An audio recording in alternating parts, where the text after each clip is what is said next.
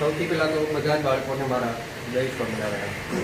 આપણે બધાને ખ્યાલ છે આપણે ચેપ્ટર નંબર 2 દ્રાવણો છે એ સ્ટાર્ટ હતું. એના 2 લેક્ચર છે આપણે કમ્પ્લીટ કરેલા છે. લાસ્ટમાં આપણે મોલારિટી અને મોલાલિટી એના વિશે પણ ભણ્યા હતા અને એને રિલેટેડ આપણે દાખલા જે છે એ પણ કમ્પ્લીટ કરેલા છે. ત્યારબાદ અત્યારે જે હું ટોપિક કરાવવા જઈ રહ્યો છું એ ટોપિક એવો છે કે જે તમારી ટેક્સ્ટબુકની અંદર નથી પણ તમારે નીટમાં JEEમાં MCQમાં કામમાં આવે એવો છે. એટલા માટે હજી એક સાંદ્રતાનો જ એકમ છે જે હું તમને અત્યારે કરાવવા જઈ રહ્યો છું. તો એ જે છે એનું નામ છે ફોર્માલિટી. ફોર્માલિટી જે છે બાળકો એને દર્શાવાય છે કેપિટલ F વડે. શેના વડે દર્શાવાય? કેપિટલ F વડે જે છે ફોર્માલિટીને બાળકો દર્શાવવામાં આવે છે. તો સૌ પ્રથમ તો એ થઈએ કે ભાઈ ફોર્માલિટી જે છે એટલે દર્શાવાય કઈ રીતના અને ફોર્માલિટી એટલે છે શું? તો કે 1 લીટર જલીય દ્રાવણમાં કોઈ પણ પદાર્થના સૂત્રદળ જેટલો જથ્થો હોય તો એ દ્રાવણને તમે એક ફોર્મલ દ્રાવણ છે એ કહી શકો છો. પાછું એક બાળકો રિપીટ કરું છું. 1 લીટર જલીય દ્રાવણમાં કોઈ પણ પદાર્થ અથવા દ્રાવ્યનો સૂત્રદળ જેટલો જથ્થો હોય તો એને તમે એક ફોર્મલ દ્રાવણ છે એ કહી શકો છો. તો સૌથી પહેલાં આની વ્યાખ્યા લખીએ તો બાળકો કહી શકાય કે 1 લીટર જલીય દ્રાવણમાં પદાર્થના સૂત્રદળ જેટલો જથ્થો હોય, કેટલો હોય? સૂત્રદળ જેટલો જથ્થો હોય તો એ દ્રાવણને તમે કહી શકો છો એક ફોર્મલ દ્રાવણ. કેવું કહેવાય? એક ફોર્મલ દ્રાવણ અથવા દ્રાવણની ફોર્માલિટી થાય. બાળકો ગાણિતિક રીતે ફોર્માલિટી જે છે એ કઈ રીતના દર્શાવાય? જેમ આપણે મોલાલિટી દર્શાવતા હતા, જેમ આપણે મોલારિટી દર્શાવતા હતા, આવી જ રીતના ફોર્માલિટીને પણ તમે દર્શાવી શકો છો. ફોર્માલિટી કેપિટલ F વડે દર્શાવાય, જે બીજું કંઈ નથી પણ અહીંયા દ્રાવ્યનું દળ ગ્રામમાં છેદમાં દ્રાવ્યનું સૂત્રદળ ગુણ્યા દ્રાવણનું કદ, જે આપણે રાખશું છે એમાં તો લીટર ચોખવટ કરું છું. જો આ ml હોય તો ઉપર ગુણ્યા તમારે 1000 કરવા પડે, પણ કારણ કે લીટર છે એટલે તમારે ઉપર ગુણ્યા 1000 કરવાની જરૂર નથી. તો બાળકો મોલારિટી અને ફોર્માલિટીમાં બંનેમાં તફાવત ક્યાં છે? તો કે ભાઈ મોલારિટીમાં જ્યાં આપણે દ્રાવ્યનું આણ્વીય દળ લેતા હતા એની બદલે અહીંયા દ્રાવ્યનું સૂત્રદળ લઈએ છીએ. બાળકો શું લે છે? અહીંયા દ્રાવ્યનું સૂત્રદળ. તો તમને પ્રશ્ન થાય સર સૂત્રદળ છે એ કઈ રીતના મેળવી શકાય કોઈ પણ પદાર્થની? તો એના માટે તમને એક શીખવાડું છું કે સૂત્રદળ એટલે શું. તો કે કોઈ પણ પદાર્થ હોય એનું જે પ્રમાણસૂચક સૂત્ર હોય એ પ્રમાણસૂચક સૂત્રમાં રહેલા દરેક તત્વોના પરમાણુ ભારનો સરવાળો. કોઈ પણ પદાર્થના પ્રમાણસૂચક સૂત્રમાં રહેલા દરેક તત્વોના પરમાણુ ભારનો સરવાળો, એને તમે કહી શકો છો એનું સૂત્રદળ. ટૂંકમાં સૂત્રદળ જે છે એને મારે વ્યાખ્યા આપી હોય તો એમ આપી શકાય કે ભાઈ પ્રમાણસૂચક સૂત્રમાં રહેલા દરેક તત્વોના પરમાણુય દળ એનો સરવાળો. પરમાણુય દળ જે છે એનો સરવાળો, તો એને તમે કહી શકો છો સૂત્રદળ. હવે એક બાળકો તમને અહીંયા ઉદાહરણ આપે જેથી કરીને ફોર્માલિટી શું છે એ તમને ખબર પડી શકે. દાખલા તરીકે બાળકો પોટેશ એલમ લઈએ. પોટેશ એલમ એટલે બીજું કાંઈ નહીં પણ ફટકડી, જે તમે જોયું હોય કદાચ સફેદ કલરનું આવે છે. તો ફટકડી જે છે એનું આણ્વીય સૂત્ર જે છે એ શું છે? તો કે K2SO4 into Al2SO4 thrice into 24H2O. આ જે છે બાળકો એ આ પોટેશ એલમ જે છે એનું આણ્વીય સૂત્ર છે અથવા અણુસૂત્ર તમે કહી શકો.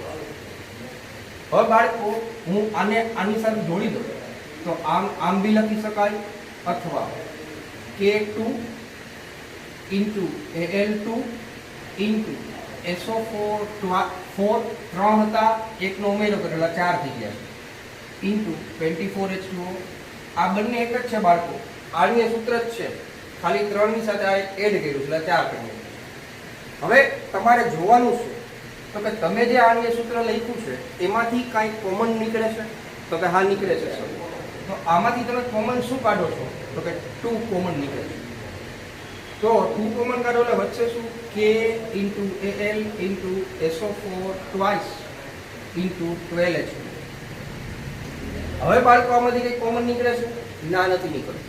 એનો મતલબ કે આ જે તમને મળ્યું આને કહેવાય એનું પ્રમાણ સૂચક સૂત્ર. શું કહેવાય બાળકો આનું? પ્રમાણ સૂચક સૂત્ર. જે કેમ મળે છે? તો કે ભાઈ આણ્વીય સૂત્રમાંથી જે કોમન નીકળતું હોય એ તમે કાઢી લો, ત્યારબાદ જે વધે છે એને તમે કહી શકો છો એનું પ્રમાણ સૂચક સૂત્ર. અને પ્રમાણ સૂચક સૂત્રમાં રહેલા દરેક તત્વોના પરમાણુ ભારનો સરવાળો એટલે એને કહેવાય એનું સૂત્ર દળ. શું કહેવાય બાળકો? એનું સૂત્ર દળ. તો અહીંયા જુઓ, આપણે આ કોમન કાર્ડ લીધું છે. હવે આ જે વધ્યું છે એનું પ્રમાણ સૂચક સૂત્ર છે અને આ જે છે એનું આણ્વીય સૂત્ર છે. આણ્વીય સૂત્રમાં રહેલા દરેક તત્વોના પરમાણુ ભારનો સરવાળો કરો તો એમાંથી જે તમને મળે એને કહેવાય એનું આણ્વીય દળ. ટૂંકમાં કહી શકાય બાળકો કે આણ્વીય સૂત્ર હોય એમાં રહેલા દરેક તત્વોના પરમાણુ ભારનો સરવાળો કરો તો એ તમને આપે એને કહેવાય આણ્વીય દળ. જ્યારે પ્રમાણ સૂચક સૂત્ર હોય એમાં રહેલા દરેક તત્વોના પરમાણુ ભારનો સરવાળો કરો એ જે તમને આપે એને કહેવાય સૂત્ર દળ. આણ્વીય દળ ક્યારે કામ લાગે? તો કે જ્યારે તમારે મોલારિટી જોતી હોય તો. અને સૂત્ર દળ ક્યારે કામ લાગે? જ્યારે તમારે ફોર્માલિટી જોતી હોય તો. તો બાળકો આ જે છે જેનું આણ્વીય સૂત્ર છે એમાં રહેલા દરેક તત્વોના પરમાણુ ભારનો સરવાળો કરશો એટલે આ આવે છે 948 ગ્રામ પ્રતિ મોલ. આ દરેકનો તમે પરમાણુ ભારનો સરવાળો કરો દરેક તત્વોના એટલે આટલી કિંમત આવે. આ જે છે એને કહેવાય એનું આણ્વીય દળ. શું કહેવાય એનું? આણ્વીય દળ. તો બાળકો આમાં જે કોમન શું કાઢ્યું હતું? તો કે 2. તો એનો મતલબ એમ છે કે જો મારે આનું સૂત્ર દળ મેળવવું હોય તો આનું સૂત્ર દળ જે છે એ કેમ મેળવાય? તો કે પહેલી શક્યતા કે દરેક તત્વો જે છે એના પરમાણુ ભારનો સરવાળો કરો એટલે એ સૂત્ર દળ મળી જાય. અથવા આનું આણ્વીય દળ આવતું હતું 948, એમાંથી કોમન આપણે 2 કાઢ્યું તો 2 કોમન કાઢો આ થશે 474 ગ્રામ પ્રતિ સૂત્ર. આ જે મળ્યું આને કહેવાય એનું સૂત્ર દળ. શું કહેવાય? તો આણ્વીય સૂત્રમાં રહેલા દરેક તત્વોના પરમાણુ ભારનો સરવાળો કરતા આણ્વીય દળ મળે અને પ્રમાણ સૂચક સૂત્રમાં રહેલા દરેક તત્વોના પરમાણુ ભારનો સરવાળો કરતા સૂત્ર દળ મળે છે.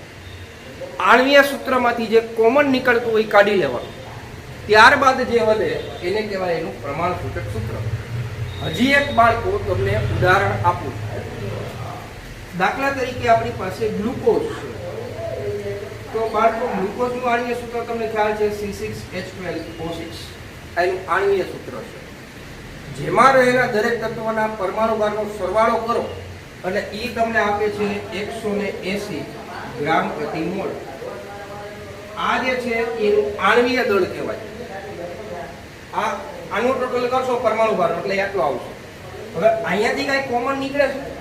આ નીકળે છે સર. 6 કોમન કાઢો તો વચ્ચે શું? CH2O. આ જે બન્યું આને કહેવાય એનું પ્રમાણ સૂચક સૂત્ર. જ્યારે ઉપરનું જે છે આને કહેવાય એનું આણ્વીય સૂત્ર. તો આની ઉપરથી આણ્વીય દળ મળ્યું. હવે આમાં દરેકનો સરવાળો કરો એટલે કાર્બનનો 12, 2 હાઇડ્રોજન 14 અને 100 ઓક્સિજનના 30. આનો મતલબ કે આ 30 ગ્રામ પ્રતિ સૂત્ર મળ્યું છે. આને કહેવાય એનું સૂત્ર દળ, જ્યારે આને કહેવાય એનું આણ્વીય દળ. તો ઘણીવાર પ્રશ્ન એમ થાય કે સર ઘણા સંયોજનો એવા હોય કે જેમાંથી કઈ કોમન ન નીકળતું હોય તો એક ઉદાહરણ એ પણ લઈ લઈએ આપણે. દાખલા તરીકે સુક્રોઝ અથવા ખાંડ. તો સુક્રોઝનું આણ્વીય સૂત્ર C12H22O11 છે. હવે સર આમાં કઈ કોમન નીકળે છે? ના, આમાં કઈ પણ કોમન સર કોમન નીકળે સર 11 નીકળે. નહીં ભાઈ, અહીંયા 12 છે. તો અહીંયા કઈ પણ કોમન નીકળતું નથી. આનો મતલબ એમ થયો કે આ જ આનું આણ્વીય સૂત્ર થાય અને આ જ આનું પ્રમાણ સૂચક સૂત્ર થાય. એનો મતલબ એમ થયો કે સુક્રોઝ અથવા ખાંડ માટે એનું જે આણ્વીય દળ છે એ જ એનું સૂત્ર દળ પણ થશે. જે એનું આણ્વીય દળ છે એ જ એનું સૂત્ર દળ થશે. તો બાળકો, હું આના માટે ફોર્માલિટી માટે એમ કહી શકાય કે જ્યારે 474 ગ્રામ, આના સંદર્ભમાં વાત કરીએ, 474 ગ્રામ પોટેશ એલમને 1 લીટર જલીય દ્રાવણમાં આપણે ઉગાડીએ ત્યારે જે દ્રાવણ બને છે એ એક ફોર્મલ દ્રાવણ કહેવાય. આવી જ રીતના 30 ગ્રામ ગ્લુકોઝને 1 લીટર પાણીમાં દ્રાવ્ય કરી અને એનું જલીય દ્રાવણ બનાવીએ ત્યારે એ દ્રાવણ છે એ એક ફોર્મલ કહેવાય. ટૂંકમાં એમ કહી શકાય કે કોઈ પણ પદાર્થના સૂત્રદળ જેટલા જથ્થાને 1 લીટર પાણીમાં દ્રાવ્ય કરી અને જે દ્રાવણ બનાવો છો એ દ્રાવણ એક ફોર્મલ કહેવાય. કેટલું કહેવાય? એક ફોર્મલ. કે પદાર્થના સૂત્રદળ જેટલા જથ્થાને 1 લીટર પાણીમાં દ્રાવ્ય કરી જે દ્રાવણ બનશે એ એક ફોર્મલ દ્રાવણ કહેવાય. તો બાળકો, અહીંયા તમે જુઓ તો આમાં પણ કદ જે છે એ આવે છે. અને આની પહેલાના લેક્ચરમાં કીધું કે જે સાંદ્રતાના એકમમાં કદ આવતું હોય એ દરેક જે છે એ તાપમાન સાથે બદલાશે. કારણ કે ફોર્માલિટીમાં પણ કદ આવે છે ને કદ જે છે એ તાપમાન આધારિત હોય. એટલા માટે એમ કહી શકાય કે ફોર્માલિટી છે આ પણ તાપમાન સાથે બદલાય. તાપમાન સાથે બદલાય. કેમ? તેમાંથી કદ જે છે એ આવે છે. તો આ હતું બાળકો ફોર્માલિટી વિશે. અને સામાન્ય રીતે આનો ઉપયોગ જે છે એ શેમાં થાય? તો કે ભાઈ મેડિકલ ક્ષેત્ર જે છે, ઔષધીય રસાયણ વિજ્ઞાન છે ને ફાર્મસી છે, એમાં ઘણી બધી દવાઓમાં એની સાંદ્રતા જે છે એ ફોર્માલિટીમાં પણ દર્શાવવામાં આવે છે.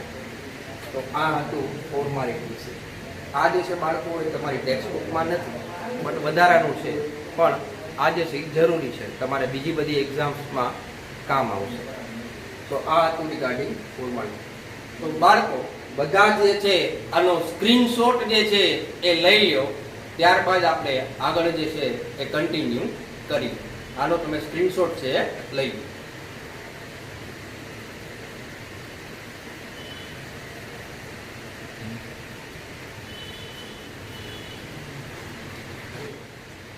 તો ચાલો બાળકો, ફોર્માલિટી પૂરું થઈ ગયા બાદ ત્યારબાદ આપણે એનો ટોપિક જોશું નેક્સ્ટ, જેને તમે કહેશો દ્રાવ્યતા. અને ઇંગ્લિશમાં બાળકો કહેવાય સોલ્યુબિલિટી.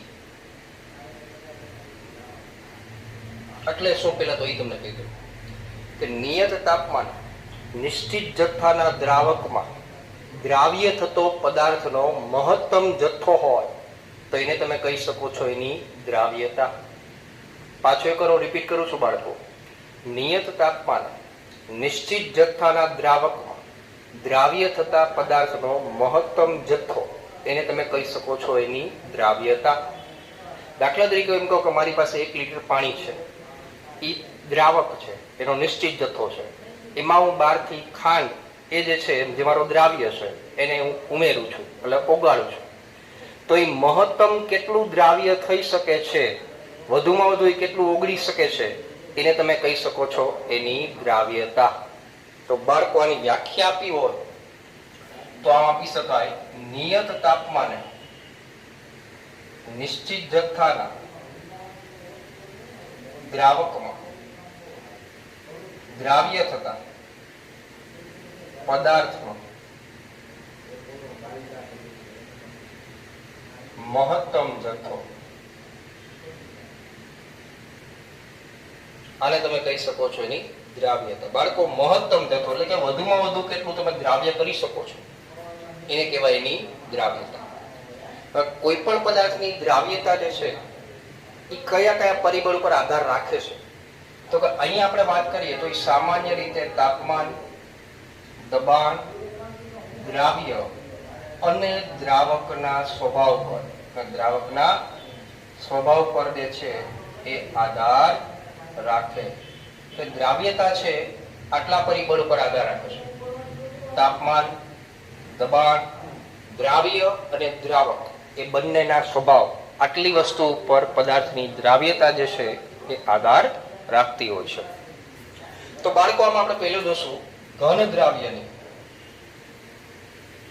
પ્રવાહીમાં દ્રાવ્યતા. આનો મતલબ એમ થયો કે તમારો દ્રાવ્ય છે એ ઘન છે, દ્રાવક છે એ પ્રવાહી છે. એના વિશે આપણે ચર્ચા કરવાની છે. પણ બાળકો બધા જ ઘન દ્રાવ્ય, બધા જ પ્રવાહી દ્રાવકમાં દ્રાવ્ય થાય અથવા ઓગળે એવું ન હોય. જે હમણાં ઉદાહરણ આપીને તમને હું સમજાવું છું કે બધા જ ઘન દ્રાવ્યો બધા જ પ્રવાહીમાં દ્રાવ્ય થાય એવું ન હોય. શું કામ ન હોય એનું કારણ પણ હું સમજાવું છું કે ભાઈ બધા જ ઘન દ્રાવ્યો બધા જ પ્રવાહીમાં દ્રાવ્ય ન થાય. આનું એક ઉદાહરણ આપું. દાખલા તરીકે એમ કહું કે આપણી પાસે NaCl એટલે કે મીઠું છે. બીજું ઉદાહરણ આપું ગ્લુકોઝ છે. ત્રીજું ઉદાહરણ આપું ખાંડ છે. તો આ બધા એવા છે કે જે પાણીમાં દ્રાવ્ય થાય છે. મીઠું છે, ગ્લુકોઝ છે, તો આ બધા પાણીમાં ઓગળી શકે છે. પણ આ જ વસ્તુ એવી છે કે જે બેન્ઝીન છે, બેન્ઝીન દ્રાવક હોય તો બેન્ઝીનમાં અદ્રાવ્ય છે. આ પ્રવાહી દ્રાવક છે, પાણી અને બેન્ઝીન. આ ઘન દ્રાવ્ય છે કે આ પાણીમાં દ્રાવ્ય થાય છે, પણ ઈ જ NaCl અથવા મીઠું તમે બેન્ઝીનમાં દ્રાવ્ય કરાવશો તો એ નથી ઓગળતું. એની જ સામે બાળકો જો હું એમ કહું કે ભાઈ નેપ્થેલિન છે અથવા એન્થ્રાસીન છે વગેરે, તો આ બંને ઘન એવા છે કે જે બેન્ઝીનમાં દ્રાવ્ય છે, પરંતુ કિંતુ લેકિન બટ પણ પાણીમાં અદ્રાવ્ય છે. તો તમે જુઓ મેં દ્રાવક છે એ સરખા રાખ્યા છે. અહીંયા પાણી અને બેન્ઝીન છે, અહીંયા બી પાણી અને બેન્ઝીન છે. આ બંને પદાર્થ એવા છે કે જે બેન્ઝીનમાં દ્રાવ્ય છે પણ પાણીમાં અદ્રાવ્ય છે. આ પદાર્થ એવા છે કે જે પાણીમાં દ્રાવ્ય છે અને બેન્ઝીનમાં અદ્રાવ્ય છે. તેનું કારણ શું? તો કે એના માટે તમે 11માં એક નિયમ બની ગયા હોય જેને તમે કહી શકો છો ધ્રુવીયતાનો નિયમ. કયો નિયમ બાળકો? ધ્રુવીયતાનો. ધ્રુવીયતાનો નિયમ. ઈ શું કે છે કે જો બે પદાર્થ એ બંને ધ્રુવીય હોય તો એ એકબીજામાં દ્રાવ્ય થઈ શકે છે, અને જો બે પદાર્થ અધ્રુવીય હોય તો પણ એ એકબીજામાં દ્રાવ્ય થઈ શકે છે. પણ એક ધ્રુવીય હોય અને બીજું અધ્રુવીય હોય તો એ દ્રાવ્ય થઈ શકતું નથી, એ અદ્રાવ્ય રહેશે. ટૂંકમાં ધ્રુવીયતાનો નિયમ એમ કે છે કે જે બે પદાર્થ ભેગા કરો છો જો એ બંને ધ્રુવીય ધ્રુવીય હોય, ધ્રુવીય ધ્રુવીય તો એકબીજામાં દ્રાવ્ય થાય.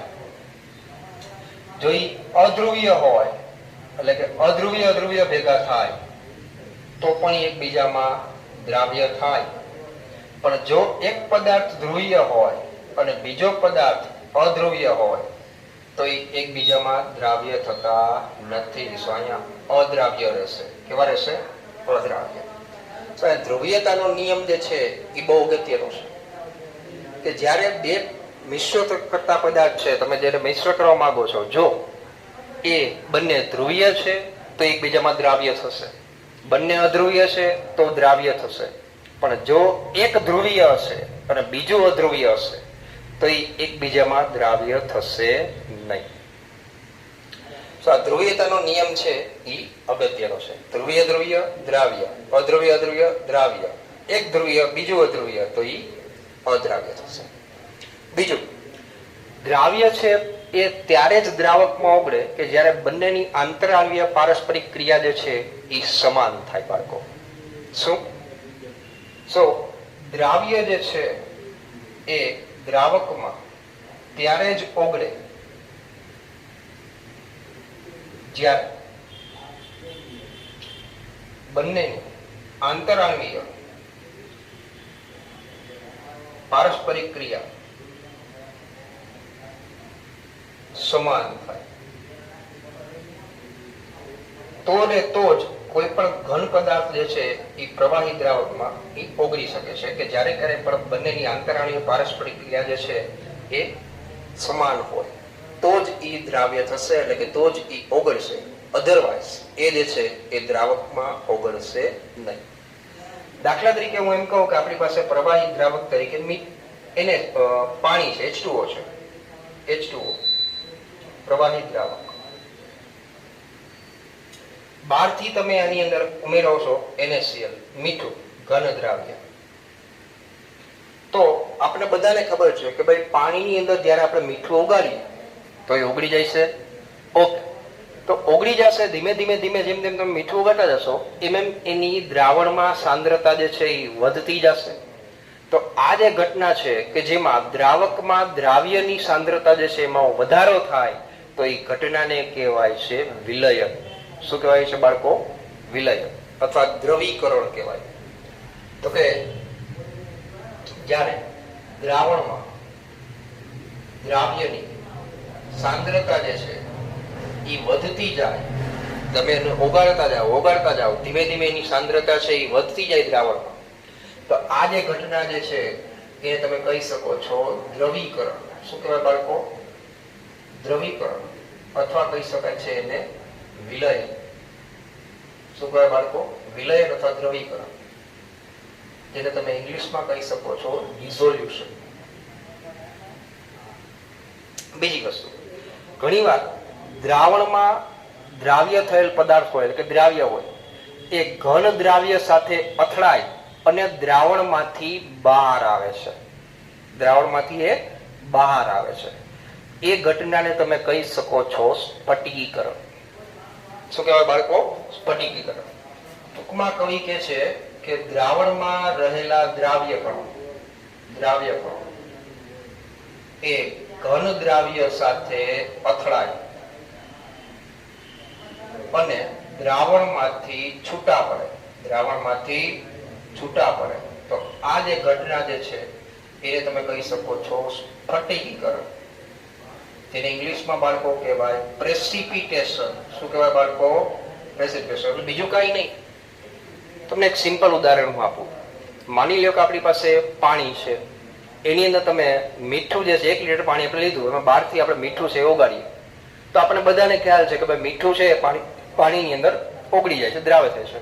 તમે નાખતા જ જાઓ, મીઠું નાખતા જ જાઓ, એક સમય એવો આવશે કે હવે એમાં મીઠું એ ઓગળશે નહીં. તો એ એવું નથી, એ ઓગળે તો છે. તમે જે બહારથી મીઠું નાખો તો ઓગળે છે, પણ દ્રાવણમાં જે દ્રાવ્ય થયેલો પદાર્થ છે NaCl છે એ દ્રાવણમાંથી બહાર આવે છે. જે ઘટનાને આપણે કહીએ છીએ સ્ફટિકીકરણ. શું કહેવાય બાળકો? સ્ફટિકીકરણ. ટૂંકમાં દ્રાવણમાંથી જે દ્રાવ્યના કણો છે એ દ્રાવણમાંથી છૂટા પડે છે, બહાર આવે છે. જે ઘટનાને તમે કહી શકો છો સ્ફટિકીકરણ. ટૂંકમાં એમ કહી શકાય કે દ્રવીકરણ કે જેમાં પદાર્થ છે એ દ્રાવ્ય થાય છે, અને સ્ફટિકીકરણ કે જેમાં દ્રાવ્ય થયેલા ઘટક કણો છે એ દ્રાવણમાંથી બહાર આવે, એ એકબીજાના પરસ્પર વિરુદ્ધ છે. એક ઘટના એવી છે કે જેમાં પદાર્થ જે છે એ દ્રાવણમાં ઓગળતો જાય છે, દ્રાવ્ય થતો જાય છે, ત્યારે બીજી ઘટના એવી છે કે જેમાં દ્રાવણમાં રહેલો પદાર્થ જે છે એ બહાર આવે છે. તો સ્ફટિકીકરણ જે છે એ આનો ઊંધો છે, વિરુદ્ધ કહેવાય. અને જ્યારે આ બંને પ્રક્રિયાનો વેગ જે છે એ સમાન થાય ત્યારે દ્રાવણમાં ગતિશીલ સંતુલન છે એ પ્રાપ્ત થાય. એ ક્યારે થાય? તો કે જ્યારે ક્યારે પણ દ્રવીકરણનો વેગ એ કોના જેટલો થાય? તો કે ભાઈ સ્ફટિકીકરણનો વેગ. ત્યારે બંને પ્રક્રિયાનો વેગ જે છે એ સમાન થાય ત્યારે દ્રાવણમાં ગતિશીલ સંતુલન સ્થપાય. શું સ્થપાય છે? ગતિશીલ સંતુલન સ્થપાય. આ સમયે દ્રાવણમાં દ્રાવ્ય થયેલ પદાર્થની સાંદ્રતા જે છે એ અચળ રહે. એકવાર ગતિશીલ સંતુલન સ્થપાઈ ગયું ત્યારબાદ એમાં દ્રાવણમાં દ્રાવ્યની સાંદ્રતા જે છે એ અચળ રહે છે. આનો મતલબ શું થયો? દાખલા તરીકે હું એમ કહું કે ભાઈ પાણીની અંદર આપણે મીઠું છે એ દ્રાવ્ય કરીએ છીએ. એક સમય એવો આવશે કે જ્યારે હવે મીઠું જે છે એ ઓગળશે નહીં. એનો મતલબ એમ થયો કે હવે એની સાંદ્રતા જે છે દ્રાવણમાં એ અચળ થઈ ગઈ છે. કેમ? તો કે એની મહત્તમ સાંદ્રતા એ પહોંચી ગયું છે, એટલે કે મહત્તમ દ્રાવ્યતા જે છે તે પહોંચી ગયું છે, મહત્તમ ઈ દ્રાવ્ય થઈ ગયું છે. એનાથી વધારે દ્રાવ્ય છે એ થઈ શકતું નથી. અને એ સમયે જે દ્રાવણ હોય એવા દ્રાવણને કહેવાય સંતૃપ્ત દ્રાવણ. સંતૃપ્ત દ્રાવણ, સંતૃપ્ત દ્રાવણ જેને ઇંગ્લિશમાં કહેવાય સેચ્યુરેટેડ સોલ્યુશન, કે જેમાં હવે દ્રાવણમાં વધારે દ્રાવ્ય ઓગળી શકે નહીં. તો દ્રાવણમાં વધારે દ્રાવ્ય ઓગળી શકે નહીં એ સમયે જે દ્રાવણ બને એ દ્રાવણને કહેવાય સંતૃપ્ત દ્રાવણ, જેને ઇંગ્લિશમાં તમે કહી શકો છો સેચ્યુરેટેડ સોલ્યુશન.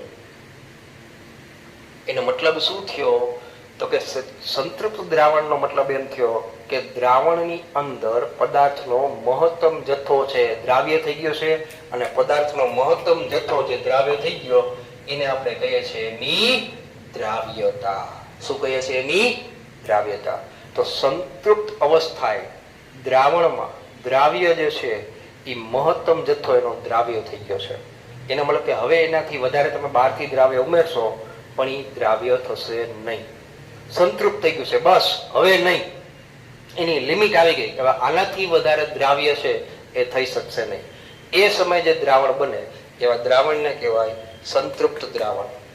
અને ગતિશીલ સંતુલન ક્યારે સ્થપાય? તો કે જ્યારે દ્રવીકરણનો વેગ અને સ્ફટિકીકરણનો વેગ, આ બંને પ્રક્રિયાનો વેગ છે એ સમાન થઈ જાય, અને એ જેથી દ્રાવણમાં જે દ્રાવ્યની સાંદ્રતા છે એ ત્યારબાદ અચળ રહેશે.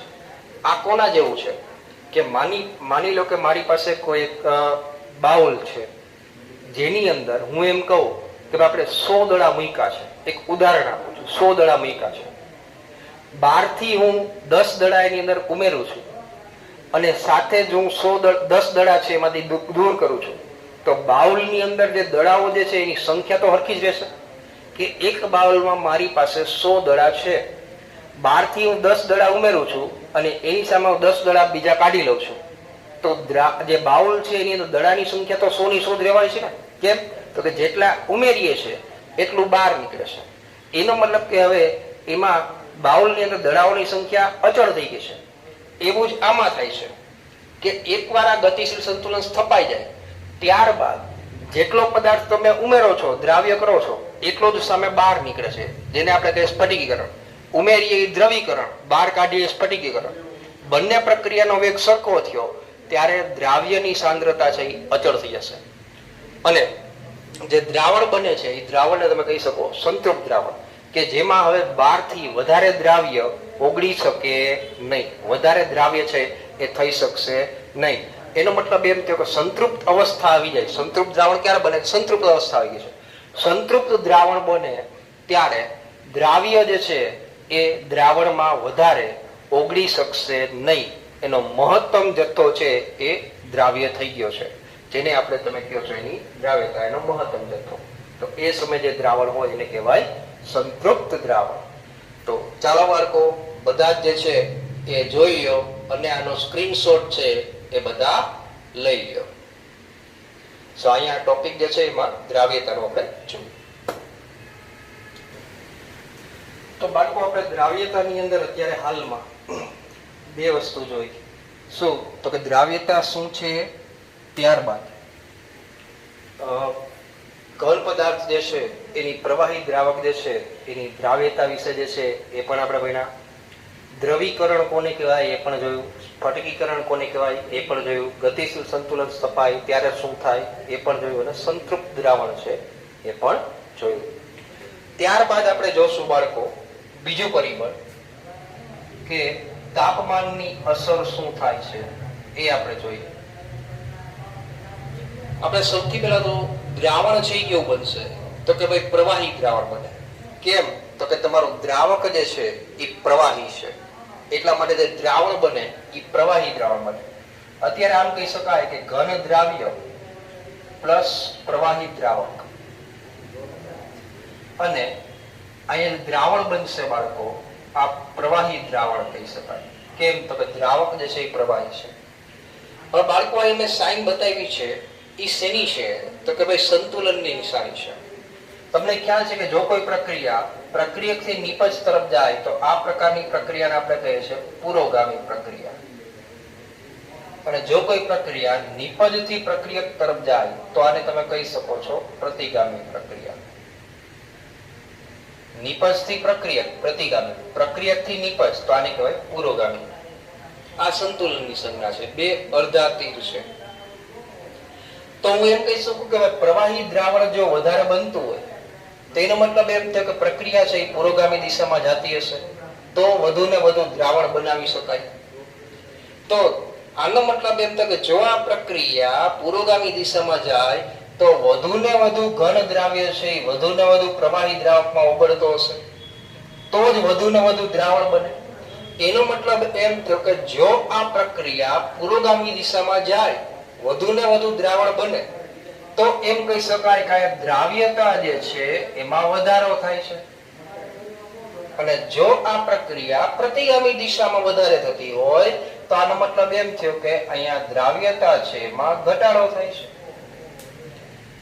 જો આ પ્રક્રિયા વધુ ને વધુ પુરોગામી દિશામાં હોય તો દ્રાવ્યતા વધે અને જો આ પ્રક્રિયા આ દિશામાં વધારે હોય તો દ્રાવ્યતા ઘટે છે.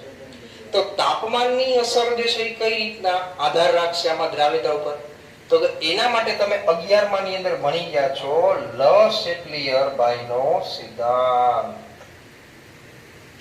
પહેલા તો આ લ સેટલીયર-બાય નો સિદ્ધાંત શું છે એ મારે તમને કહેવું પડશે કે જો કોઈ પ્રણાલી સંતુલન સ્થિતિમાં હોય અને સંતુલનને અસર કરતા પરિબળો જેવા કે તાપમાન, દબાણ, સાંદ્રતા વગેરે એમાં ફારફેર કરવામાં આવે તો પ્રક્રિયા અથવા પ્રણાલી એ ફેરફાર જે છે એને નાબૂદ કરે અને ફરી પાછું સંતુલન પ્રાપ્ત થાય એ દિશા તરફ આગળ વધે છે. ટૂંકમાં તમે જે ફેરફાર કરો છો એનું વિરુદ્ધ જે છે એ પ્રણાલી કરે છે. આ એનો સિમ્પલ સારાંશ છે. ફરી પાછો એવું કહું છું કે જો કોઈ પ્રણાલી સંતુલન સ્થિતિમાં હોય અને સંતુલનને અસર કરતા પરિબળો જેવા કે તાપમાન, દબાણ, સાંદ્રતા વગેરેમાં ફારફેર કરવામાં આવે તો પ્રણાલી જે છે એ ફેરફારને નાબૂદ કરશે અને ફરી પાછું સંતુલન પ્રાપ્ત થાય એ દિશા તરફ આગળ વધે. તો આ જે છે એને કહેવાય લ સેટલીયરનો સિદ્ધાંત. ટૂંકમાં આપણે જે ફેરફાર કરીએ છીએ એનું વિરુદ્ધ પ્રણાલી કરશે અથવા પ્રક્રિયા કરશે. કેમ? તો કે એને ફરી પાછું સંતુલન પ્રાપ્ત કરવું છે. એનો મતલબ શું થયો? દાખલા તરીકે કોઈ પ્રક્રિયા સંતુલન સ્થિતિમાં છે અને તમે એમાં તાપમાન વધારો છો એટલે સંતુલન ડિસ્ટર્બ થશે. તો એ આપણે તાપમાન વધાર્યું તો પ્રણાલી શું કરશે? તો કે તાપમાન ઘટાડશે. કેમ? તો કે એને ફરી પાછું ક્યાં આવવું છે? સંતુલનમાં. જો કોઈ પ્રક્રિયા સંતુલન સ્થિતિમાં છે, તમે સાંદ્રતામાં ફેરફાર કરો છો, તમે પ્રક્રિયકની સાંદ્રતા વધારો છો તો એ શું કરશે? તો કે પ્રક્રિયકની સાંદ્રતા ઘટાડશે. શું કામ એને? તો કે એને ફરી પાછું સંતુલન પ્રાપ્ત કરવું છે. સો લ સેટલીયરનો સિદ્ધાંત જે છે એ અહીંયા ફરી પાછો આપણે જોઈએ કે જો કોઈ પ્રણાલી સંતુલન સ્થિતિમાં હોય અને સંતુલનને અસર કરતા પરિબળો જેવા કે તાપમાન, દબાણ, સાંદ્રતા વગેરેમાં ફેરફાર કરવામાં આવે તો પ્રણાલી એ અસરને નાબૂદ કરે અને ફરીથી સંતુલન પ્રાપ્ત થાય એ દિશામાં આગળ વધે.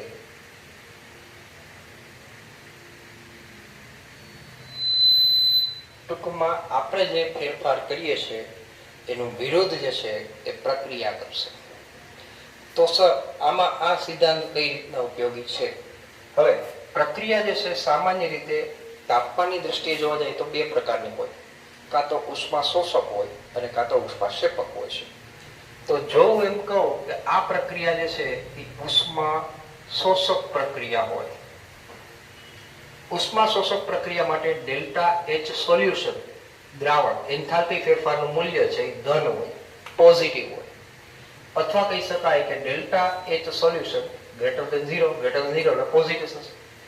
તો જો આ પ્રક્રિયા ઉષ્મા શોષક એટલે ઉષ્માનું શોષણ કરે અને આગળ વધે, તો આવી પ્રક્રિયાને જો મારે પુરોગામી દિશામાં લઈ જવી હોય તો આમાં તાપમાન વધારતા એની દ્રાવ્યતા જે છે એ વધશે. સો પહેલી વાત, જો આ પ્રક્રિયા ઉષ્મા શોષક હોય તો તાપમાન વધારશો એમ એમ પ્રક્રિયા પુરોગામી દિશામાં જાય, પુરોગામી દિશામાં જાય એટલે એની દ્રાવ્યતા છે એમાં વધારો થશે. પણ એ ક્યારે? તો કે પ્રક્રિયા ઉષ્મા શોષક હોય તો તાપમાન વધારશો તો દ્રાવ્યતા વધશે. પરંતુ કિંતુ લેકિન બટ જો આ પ્રક્રિયા ઉષ્મા શેપક હોય, ઉષ્મા શેપક પ્રક્રિયા, આ પ્રક્રિયા ઉષ્મા શેપક છે, ઈ કેમ ખબર પડે સર? તો આના માટે ડેલ્ટા એચ સોલ્યુશન દ્રાવણ એનું મૂલ્ય છે એ નેગેટિવ હોય એટલે કે ઋણ હોય, અથવા કહી શકાય કે delta H solution it is less than 0 એટલે ઋણ નેગેટિવ. જો આ પ્રક્રિયા ઉષ્મા શેપક હોય અને મારે એને પુરોગામી દિશામાં લઈ જવી હોય કે જેથી કરીને દ્રાવ્યતા વધે, તો મારે તાપમાનનો ઘટાડો કરવો પડે. એનો મતલબ એમ થયો કે જો ઉષ્મા શેપક પ્રક્રિયા હોય તો તાપમાન ઘટાડતા એની દ્રાવ્યતા જે છે એ વધશે.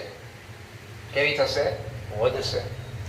એટલા માટે કહી શકાય કે ઉષ્મા શેપક પ્રક્રિયા માટે તાપમાનનો ઘટાડો છે એ ફાયદાકારક છે, અને જો પ્રક્રિયા ઉષ્મા શોષક હોય તો આના માટે તાપમાનનો વધારો છે આ ફાયદાકારક થાય.